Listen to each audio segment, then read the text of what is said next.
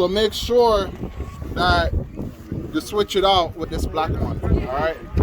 And when you take it off, make sure when you go back to CIF, if this don't get lost in combat, you know CIF want the shit back, no matter if we deploy or not.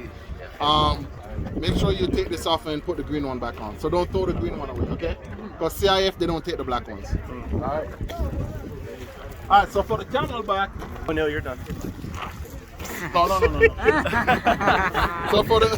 So for the Camelback, right? This one right here, some Camelback already have this type of drink adapter on it. Some don't. He doesn't have it. So what you would have to do is go ahead and take this out. And then you would go ahead and pop this one in there. Don't drink that one, don't you? Yeah, don't drink it. I'm gonna just hook it up, but don't suck. I guarantee. That shit been in there from. There's what been there. All right, so then you go ahead and put the adapter on. So this adapter is for the M50 mask, okay?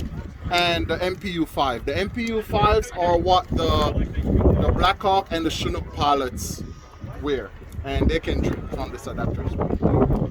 So you go ahead, and then you're just gonna easily snap it on. This one has a little bit more.